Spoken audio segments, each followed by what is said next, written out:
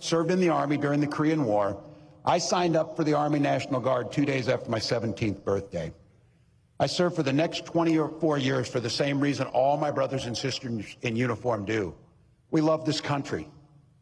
Then in 2005, I felt the call of duty again, this time of being service to my country in the halls of Congress. My students inspired me to run for that office, and I was proud to make it to Washington. I was a member of the Veterans Affairs Committee and a champion of our men and women in uniform. I'm going to say it again as clearly as I can. I am damn proud of my service to this country.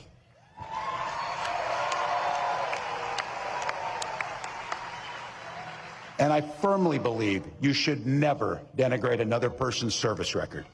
To anyone brave enough to put on that uniform for our great country, including my opponent, I just have a few simple words. Thank you for your service and sacrifice.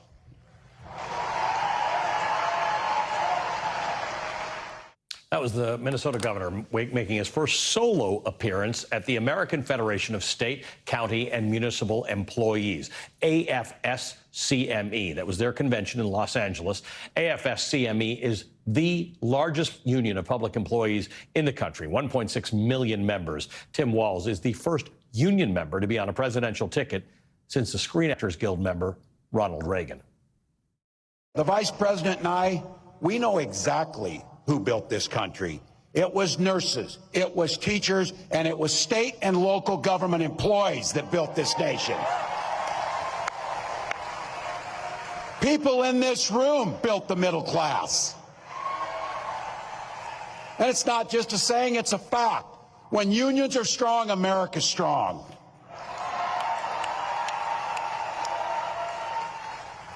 Vice President Harris and I have both had the privilege of joining workers on the picket line.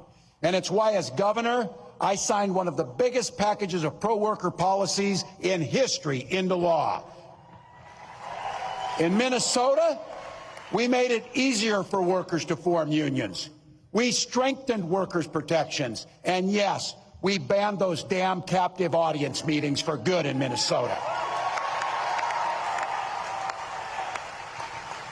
Last time I said that at a union meeting, they sued me over it. It was the best thing to get sued over I ever said. We're going to continue to ban those meetings. When it comes to these so-called right-to-work laws that deprive us of the right to be able to form unions, fund what we need, Trump has said he supports right to work 100%. I saw our friend Sean Fain at the UAW had a name for that. He called him a scab, just to be clear. That's not name calling, it's an observation and fact, just to be clear. So, you know, you can tell a lot about people in their personal lives. He spent a decade stiffing service workers from dishwashers, waiters, and carpenters on his own properties to enrich himself. As president, he cut overtime benefits for millions of workers, and he opposed any effort to raise the minimum wage. That's all you need to know.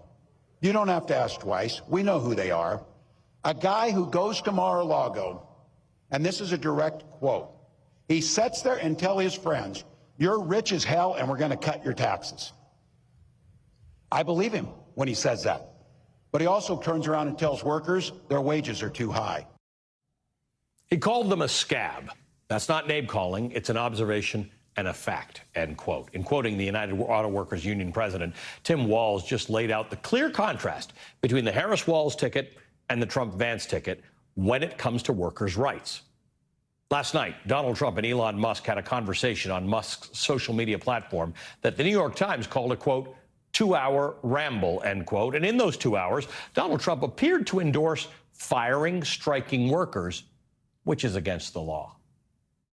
I mean, I look at what you do. You walk in and you just say, you want to quit? They go on strike. I won't mention the name of the company, but they go on strike and you say, that's okay, you're all gone. You're all gone. So every one of you is gone. The United Auto Workers responded by filing federal labor charges against Donald Trump and Elon Musk. Under the National Labor Relations Act, workers cannot be fired for going on strike, and it is illegal to threaten to do so. In a statement, UAW President Sean Fain said, quote, when we say Donald Trump is a scab, this is what we mean. When we say Trump stands against everything our union stands for, this is what we mean. Donald Trump will always side against workers standing up for themselves, and he will always side with billionaires like Elon Musk, who is contributing $45 million a month to a super PAC to get him elected. Both Trump and Musk want working-class people to sit down and shut up, and they laugh about it openly. It's disgusting, illegal, and totally predictable from these two clowns, end quote. In the latest New York Times Siena College poll of likely voters in 3 battleground states, Vice President Harris is leading Donald Trump in Wisconsin, Pennsylvania, and Michigan by 4 points, 50 to 46. Unions in those states represent a combined 1.5 million employees. Today, the Harris campaign posted just how disastrous Trump's playbook, Project 2025, would be for workers. Quote, if you're a worker, this is Trump's Project 2025 plan for you.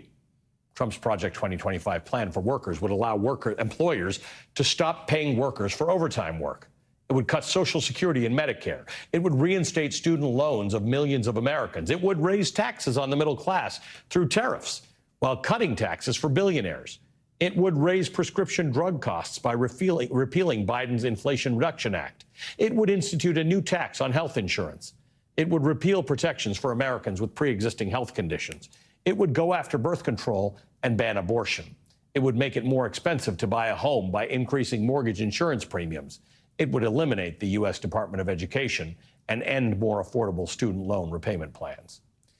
Tim Walz echoed the dangers of Project 2025 today. It's not what they've done that we should be concerned with here today.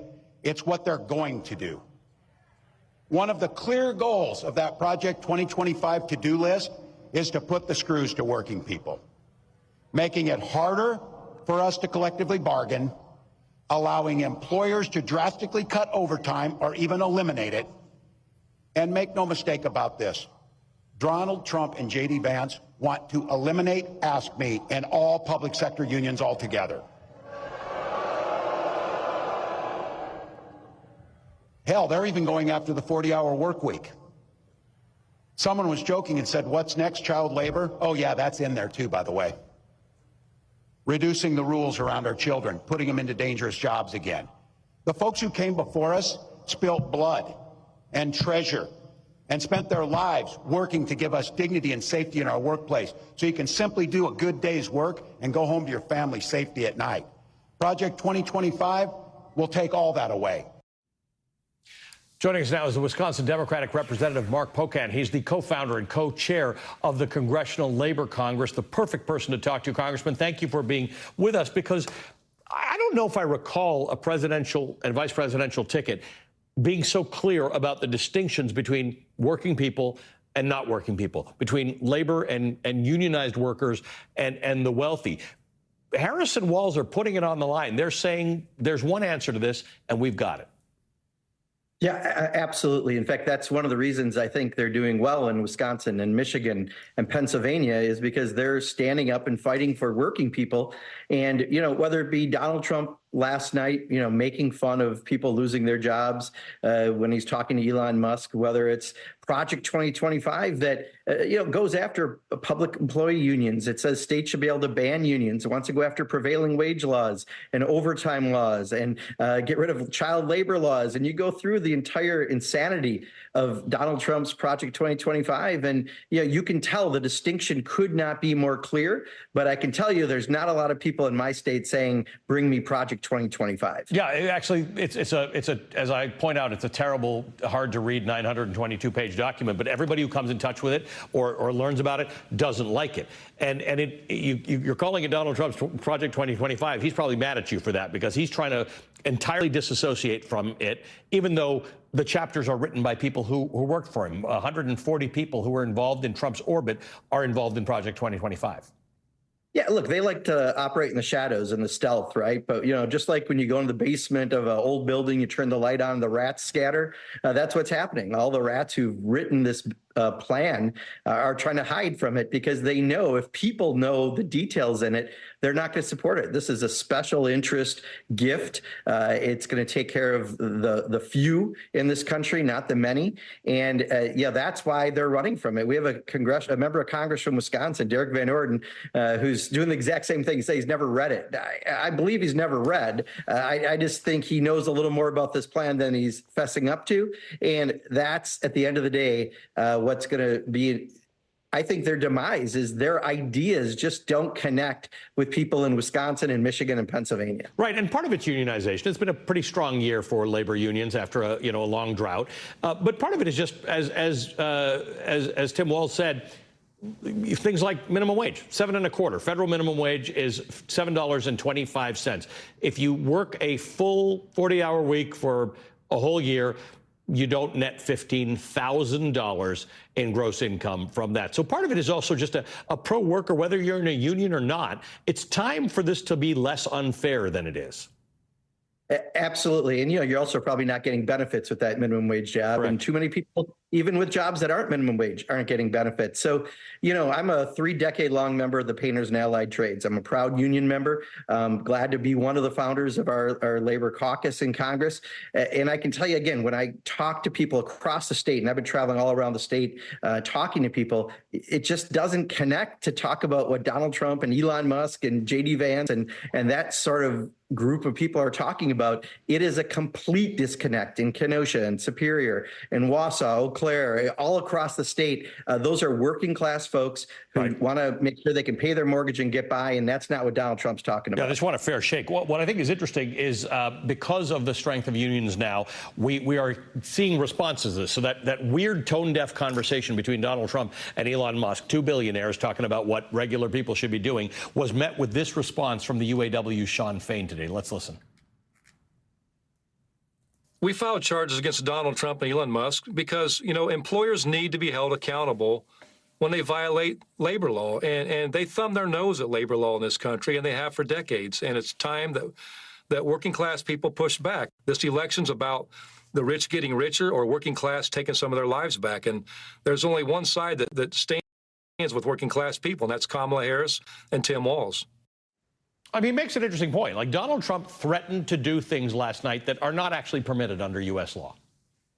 Well, even worse, when he was president, he defunded the very agencies that protected workers, from OSHA, from simple safety and protection, to those who want to organize a union and have a say in their workplace. I mean, the proof is actually in the Trump presidency. He defunded those agencies. Luckily, Joe Biden and Kamala Harris put funding back in to try to help give people a fighting chance.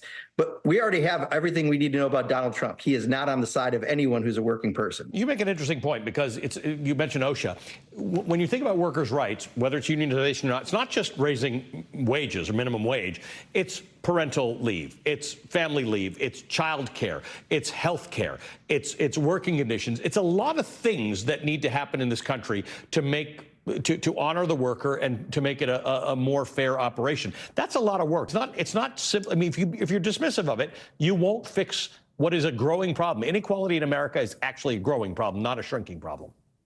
And this is up and down the ballot. It's not just about the White House. It's about the Senate and Congress, about state legislatures, because no one should go to work and wonder whether or not they're going to get home safe and sound at the end of the day. That's why we have OSHA. But the Republicans in Congress actually gutted the funding for OSHA. That's all part of, again, the plan that Donald Trump's going to do. So, you're right. It's not just about pay and benefits. It's about safety and working conditions. It's about child care. It's about all the other things that impact your day-to-day work life.